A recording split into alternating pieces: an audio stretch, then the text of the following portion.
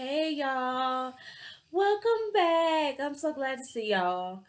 I want to apologize for not making a video last week, y'all. I had a cold. Yeah, I had a cold. It wasn't cute, and I don't like doing a video, and I'm all blowing my nose and nose running and all of that. That's just not good. So I chose to wait, and I'm back. I'm feeling way better than I felt. So it's everything's good and I'm ready for my day today. I'm so glad to see you guys. Today's topic, be careful of how you treat people. Mhm. Be careful of how you treat people. We just came out of an election season that was insane. It was crazy. And leadership was changed out. The changing there was a changing of the guard in our presidential seat, and a lot of people have had a lot of feelings about it, whether they were for one party or for another, and some people were just kind of in the middle, like myself. Um, but this is what I have learned, and especially the last 4 years. This is what I've learned, and this is not for just This is not talking about politics alone. It's for every facet of life. Um, you got to watch what you do to people. You really got to watch how you treat people. You got to watch your character. You got to watch your attitude. You got to watch your spirit. You got to watch your posture. You got to watch the way you think, because everything that you do, everything that you think about, everything that you say has an effect. It affects someone else. Even to the stuff that you just do to you, it's going to affect someone else. So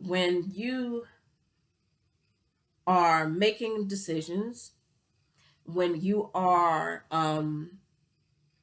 when you are in charge of a certain thing, when you are in certain positions, whether it be in business or parental, or you're just a regular person walking around, living life, you got to watch what you do. Don't ever think you can't be brought down. Don't ever get so high minded of yourself that you believe there's no one that can ever take you out of here. Don't ever get to a place where, especially, you start thinking you bigger than God. Don't allow yourself to start thinking that there are no consequences to what you do. There are consequences to everything that you do in life, whether they be good or whether they be bad. There are consequences. And like I said before, the consequences don't just affect you. They affect someone else that's coming in behind you, whether you know it or not. There are always people that are watching you. There are always people that are seeing what you do, seeing what you say, and hearing what you say, and processing the things you do and say. And so they make up their own mind about you. Sometimes that's good, sometimes that's bad, depending on what you do, but depending on what you say. So you have to be mindful of the short term and the long term effects of what you do, of what you say, of how you feel about certain things. We all are entitled to our opinion. We all have a right to how we feel. But no matter what our opinions and our feelings are, the facts will remain the same. The facts will always be constant. Respect is always going to be here. Righteousness is always going to be here. Faithfulness is always going to be here.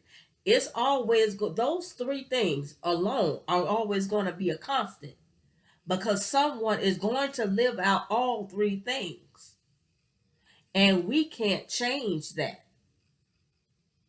So it's always going to be that. You, like I said, you have a right to your opinion. You have a right to how you feel.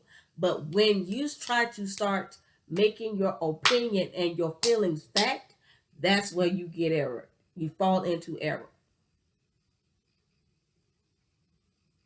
That's where you fall into error.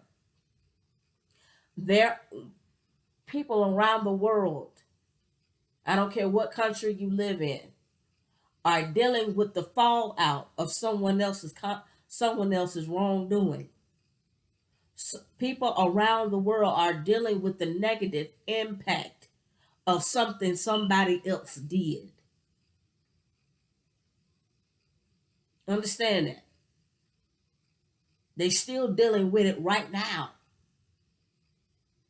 It happened 50 years ago, but you're still dealing with the aftermath of what happened 50 years ago right now. So you have to be careful. You have to be careful. You have to really ask God, okay, God, how do I deal with this situation? Where do I need to go? Who I need to talk to? He'll put people in your life. He'll put people in your life that'll show you what to do, but you got to have a listening ear and a receptive heart to hear his instructions and to do what he say. So those who come after you won't have to face this aftermath of a bad decision. And if you keep it, because what happens if you keep that same mindset, if you keep that same way of thinking, and what will happen is there is a wave that's going to come back and hit you. You cannot do wrong and get away with it. You can't do wrong and get away with it. That's not how this universe works. That is not how God has allowed this universe to work. Every action causes a reaction. Every sequence causes a consequence. So what you do comes back to you. What goes up must come down. You don't know who you're affecting when you do what you do. I'm going to keep saying that. And sometimes you do. You know who you're affecting. You know. But don't start to think that what you do is gonna always work out. If you don't seek God, if you don't seek his instructions and his commandments to do a certain thing, to say a certain thing, to live a certain thing, you will fall in error and you will cause somebody else to fall in error. What you do come back to you. I'm gonna keep saying it. I'm gonna keep saying it. I'm gonna keep saying it. I'm gonna keep saying what you do come back to you. You don't do wrong and get away. You might get by with the police. You might get by with the FBI. You might get by with the courts. No matter what level the court system is on, but you don't get by with God. God see, hear, know everything. He knows everything. He knows our frame. He knows that we are but mere dust. He knows this. He created us. So who knows us better than him? God knows us. He knows our proclivities. He knows our falsities. He knows our ins and our outs. He knows what kind of whooping to give each and every one of us when we mess up and don't repent. You got to be careful of how you treat people, how you talk to people, how you interact with people. You don't know what people are going through. You don't know. And you can't always assume. That's why even when you're coming in contact with people, you have to have discernment as to how to move. You have to have discernment as to what to say, when to say it, and how to say it. You have to have that. You have to have it. You can't be without it. Y'all gonna hear me talk a lot about discernment in my videos. I'm gonna tell you that now because it's something that we're lacking in this day and hour. We need it. We need it because we got to stop this hurting ourselves and hurting others because we want things our way. That's not how it goes. That's not how it goes. You have to do what's not when you're dealing with a large group of people, you have to do what's best for that large group of people, not just for you alone. What's best for this group? What's best for this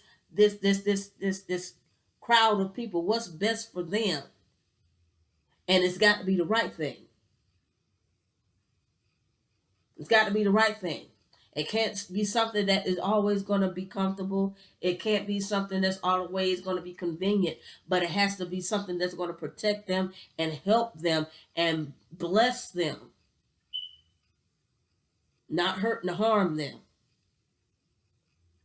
Not something that's going to affect them for generations to come. We got to be smart. We got to be thoughtful. We got to be spiritual. Stop trying to go out and do things on your own. Ask God what to do, where to go, who to talk to, where to be, who to be, why to be. Because I'm telling you, man, it's a whole lot you can miss if you're obedient to God's will, if you're obedient to His purpose, if you walk in agreement with Him, even when you don't understand. Be careful of what you do. Don't be nobody's stumbling block. Don't be the reason why people's lives are shattered. Don't be the reason why marriages fall apart. Don't be the reason why children are led astray and are disobedient and disrespectful and hard-headed. Don't be the reason. Be a bridge, a hope, a bridge of reconciliation, a bridge of love, a bridge of peace, a bridge of restoration. Be a bridge and not a bridge destroyer. Okay? I love you guys. And don't forget to like, share, and subscribe. And I will see you guys next Saturday. Bye.